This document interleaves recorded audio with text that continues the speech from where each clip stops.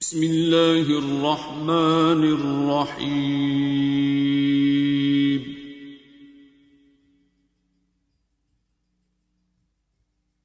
अर्रहमान।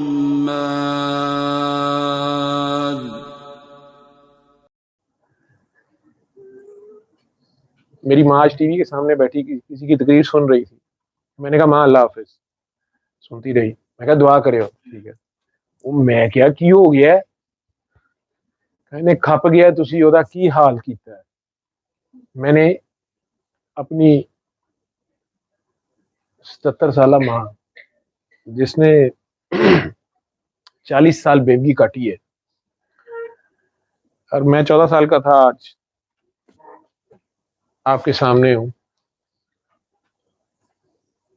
जाने का वक्त है, पता नहीं कब चला जाऊँ, किसी ना किसी के सिरे चढ़ जाऊं या क्या करूं। मेरी माँ ने बड़ी मेहनत से हम सबको पाला। मेरा ख्याल था बहुत प्यार करती है, लेकिन आज मुझे पता चला। मैंने नूर को कह दिया, दरवाजा खोल के खड़ा था गेट पे। मैं कहा यार तुमने सुना है? उसने कहा मैंने तो सुना है। वो मजाक करके उसे बड़ी जल्दी रीड कर जाता है। मुझे कहता है कुछ जलने की बू आ रही। मैं कहा नहीं, मैं सीरियस था। मैं कहा माँ जी की हो गया? अस्सलाम वालेकुम, मैं जा रहा हूँ, दुआ करे हो, अल्लाह खैर करेगा। तो मैं कहता मेरे हाल तो देख लो, तू टीवी को देखी जा रही है। कहती है फावा हो गया है। मैं कहा जी ਉਹੀ ਗੱਲਾਂ ਦੁਹਰਾਈ ਜਾਂਦਾ ਹੈ, ਅੱਧੇ ਘੰਟੇ ਜਿਹਨੇ ਤਕਦੀਰ ਕਰਨੀ, ਬਾਅਦ ਜਿਹਨੇ ਗੱਲ ਦੱਸਣੀ ਹੈ ਉਹ ਪੁਰਾਣੀਆਂ ਗੱਲਾਂ ਕਰੀ ਜਾਂਦਾ ਹੈ। ਕਰਪਸ਼ਨ ਹੋਈ ਨੰਗਾ ਨਾ ਕਰੇ, ਉਹਨੇ ਸਾਰੇ ਨੰਗੇ ਕਰਤੇ ਜੇ ਬਗੈਰ ਤੋਂ। मैं क्या भाई तारा गरम ने। मैं क्या माँ जी चलो, वो भी चू खालिद साहब वैसे ही चलिए वो लिबर्टी। मैं क्या आराम कर रहे थे, कुछ पता नहीं होता, खुदा न खासा साथ कोई गोली चल जाती। एक डरदा पिया। मैं तो कहनी हाँ अल्लाह इनू कुछ ना करे, भावे तुहाडे जिक चला जाए। ਉਹ मैं क्या जानते हो की हो गया? साढ़े छोटे छोटे बच्चे ने।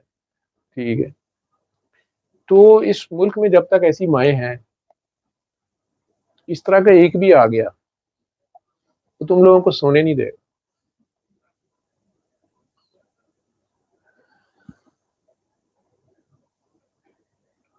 उसने कोई नई बात नहीं की। वो 1400 साल पुरानी बात कर रहा है और हक पे कर रहा है और सच कर रहा है। मैं किसी पार्टी को ना वोट देता हूँ ना ये बात करता हूँ, लेकिन मेरी माँ ने आज मुझे मजबूर किया है कि मैं ये मान लूँ कि मैं अपनी माँ का हक नहीं अदा कर सकता। मैं अपनी माँ के सामने अपने आप को बहुत बड़ा हीरो समझता था, लेकिन मेरी माँ मेरे से जो एक्सपेक्ट करती है मैं नहीं कर सकता। मैं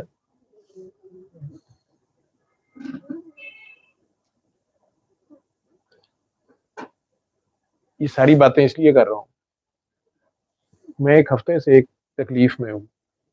आप ऐसे जो सुन रहे हैं, अगर कोई पहचान गया मेरी मदद करना। आखिरी दुआ में, पिछले दुआ सेशन में लास्ट सैटरडे को 10 दिसंबर 11 सितंबर की रात थी शायद, ऐसे ही है।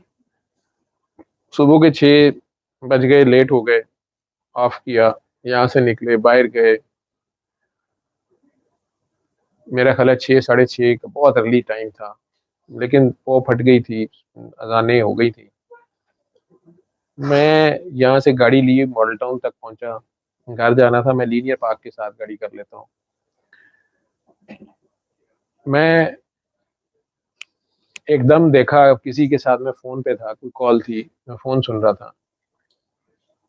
कराची में एक काकी होती हैं, वो वुमन कॉल करती हैं, क्योंकि वो तारीफ़ें करती हैं, मुझे अच्छा नहीं लगता, लेकिन उन्होंने इतना अर्ली मॉर्निंग कर दी, मैंने उठा ली। तो वो बात कर रही थी, तो अचानक मैंने सामने सड़क पे देखा एक बहुत ज़ईफ़ आदमी, मे बी 70+, 80+ मर्द।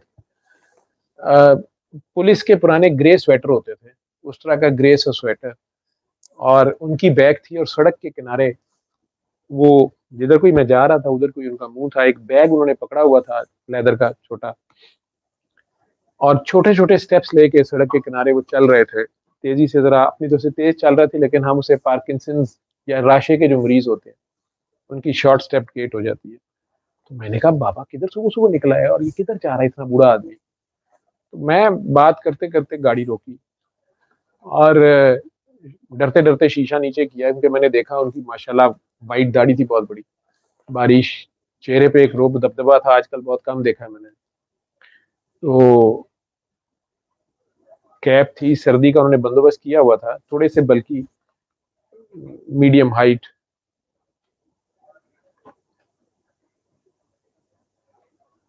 मुझे सरकार का पता नहीं है, लेकिन कभी कभी मुझे पता नहीं क्यों जब यूला सा बनाता हूँ अपने जहन में, तो कुछ थोड़ा सा ऐसा बनता है। बहरहाल मैंने गाड़ी रोकी और माथा बता रहा था कि कोई आशिक है और अपने माशूक के रंग में है। तो मैं शीशा में, मैंने कहा जी आपने किधर जाना है, बैठ जाए। कहते मैं तो इधर को हो जाऊंगा, मैंने मेट्रो स्टेशन से बस लेनी है। मैंने कहा जी बैठ जाए, मैं उधर ही जा रहा हूँ। कहते नहीं आप नहीं उधर जा रहे। मैंने कहा अगर दिल माने तो बैठ जाए। दरवाजा खोला, वो बैठ। वो खातून चूंकि स्पीकर पे थी, मैं अब चाह नहीं रहा था कि बात करूं, वो एकदम से गुस्सा ना खा जाए या उखड़ ही ना जाए कि ये क्या है, बुजुर्ग लोग हैं, बड़े लोग हैं, पुराने लोग। मैं बात कोई नहीं की, मैं उन्हीं से बात करता रहा।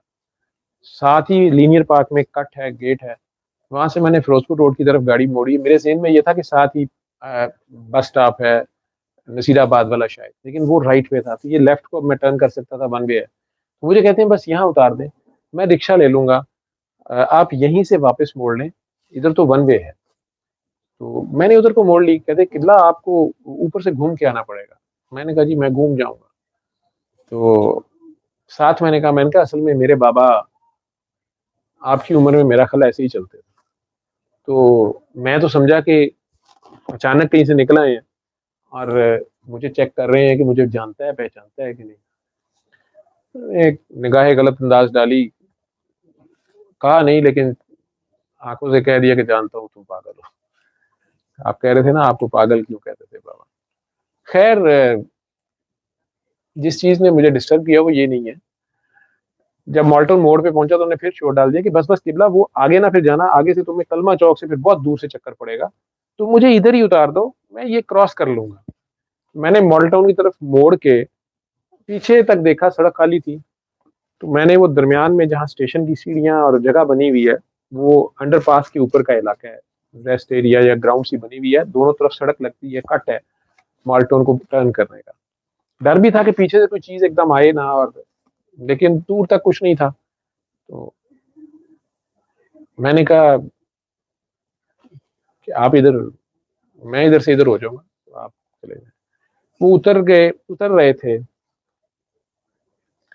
वो खातून ने उधर से मेरे से कोई बात की, शायद रो पड़ी, या पता नहीं उन्हें कोई मेरी वीडियो में कोई बात, बाबा जी की पुराना वाकया मैंने सुनाया हुआ था, वो शायद सुन रही थी उधर से। तो एक लम्हे को मेरा ध्यान उनकी तरफ चला गया, लेकिन वो उतर गए हुए थे। मैं देख रहा था कि बूढ़े बंदे हैं, कुछ सामान ना इनका गाड़ी में रह जाए या भूल ना जाए, लेकिन वो एक बैग ही था उनके पास।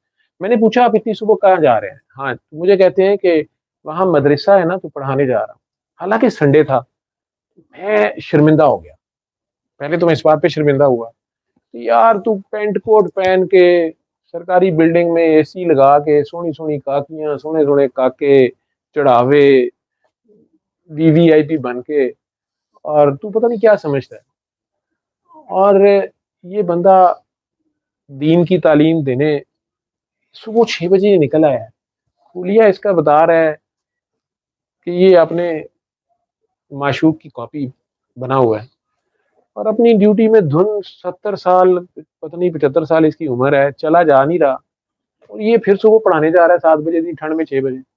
लेकिन जिस चीज ने डिस्टर्ब मुझे किया कि उतनी देर में दूर से मुझे एक बाइक तेज आता है, तो मुझे हुआ कि अब मैं ये बंद करते हैं दरवाजा तो मैं निकल जाऊँ, वो बाइक वाला मुझे ना ठोक दे आगे टर्न करते देखे बगैर, टर्न पे नजर, ब्लाइंड टर्न है जरा, या स्पीड पे ना टर्न करे, और ये गुजर भी जाए, खड़े रहेंगे, गाड़ी निकलेगी तो ये चढ़ेंगे इधर को। वो दरवाजा बंद कर रहे थे, साथ मुझे शुक्रिया कर, मैंने शायद कहा कि पूरे मुल्क को कौम पूरे मुल्क के लिए दुआ करें। तो मैंने ऐसे ऊपर देखा और कहते हैं वो करीम है। तो मेरी नजर उनकी जूती पे पड़ गई।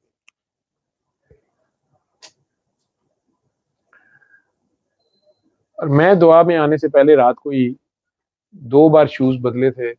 नहीं यार, ये वाले नहीं, मुझे ये वाले चाहिए, ये वाली बेल्ट नहीं, मुझे ये वाले चाहिए। उनके पाँव में पेशावरी खेड़ी थी, लेदर भी उड़ा हुआ था, फटी हुई थी। लेकिन मैं रिफ्लेक्सली गाड़ी चला गया। अब गाड़ी तो मैंने चला दी और वो चढ़ गए उधर सीढ़ियों को। मैं उन्हें दोबारा पकड़ नहीं सका।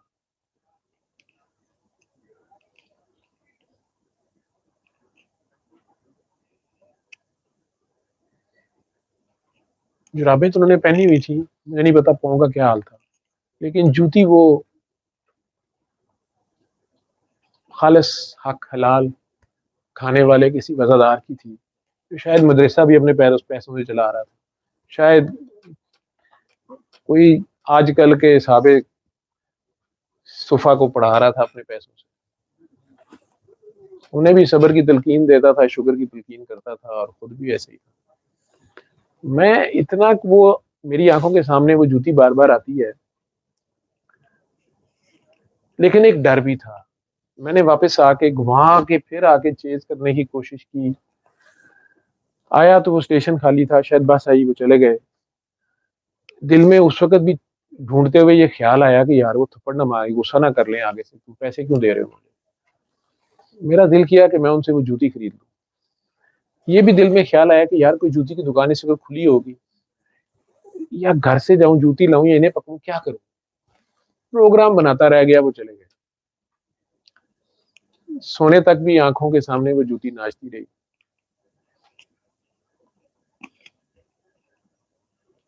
आज भी ये जो गाने शाने गा रहा हूँ, वो जूती को बुला रहा हूँ। बेटे ने मुझे आइडिया दिया, क्योंकि घर जाके मैंने जब उसे बेल की, वो आया तो मैं दोबारा गाड़ी सीधी कर रहा था कि शायद, मैंने कहा था क्या रह गया कि अंदर गाड़ी नहीं ला रहे, फिर गाड़ी सीधे जा रहे हैं। मैं खैर गाड़ी अंदर ले आया, एक बार तो कोशिश कर रहा था, लेकिन एकदम एक आइडिया आया गाड़ी अंदर लगाते हुए कि गाड़ी भगाऊं, वापस जाऊं, और मेट्रो से पहले जो है ना, उन्होंने कहा था क्रीम पार्क मैंने जाना है। तो मैंने कहा यार दाता साहब वाला स्टाफ या आगे मनोरे पाकिस्तान वाला स्टाफ, पता नहीं कौन सा कोई होगा, मैं तो मेट्रो पे कभी गया नहीं, तो शायद उनसे पहले मैं क्रीम पार्क पहुंच जाऊं, उन्हें पकड़ लूं। लेकिन बस प्लान बनाता रहा, गया नहीं। थोड़ा सा डर था कि यार वो उनकी इज्जत नफ्स ना मजरू हो, या वो कहे ना कि यार तू क्या मेरे चिपक गया है, तो तू क्या समझता है अपने आप को। तो ऐसे लोगों की जूती की नोक पे दुनिया होती है, तो दुनिया वाले भी होते हैं। बस चचो पंज में रहा, शर्मिंदा भी रहा, खुश भी हुआ, शुक्र भी अदा किया। जब तक अल्लाह की जमीन पे अल्लाह के ये बंदे हैं, ये गाजी, ये तेरे पूरे सरार बंदे, पूरे सरार बंदे, जिन्हें तूने बख्शा है ज़ौक़े खुदाई, ये खुदाई का ज़ौक़ रखते हैं। दो नीम इनकी ठोकर से सहरा होते, हाड़ इनकी हैबत से राई,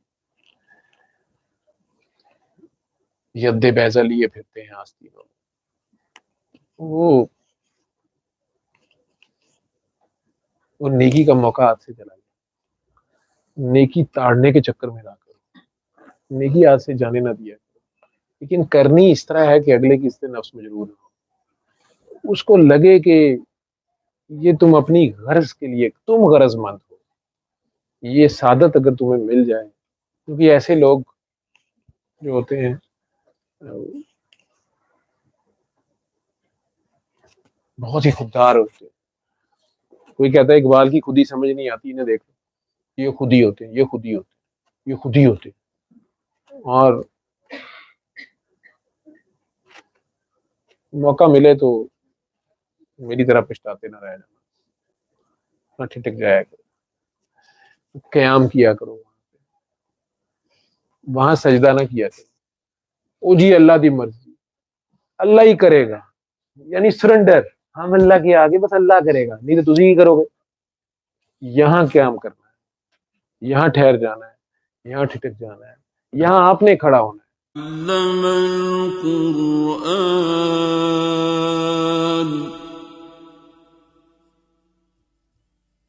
خلق الإنسان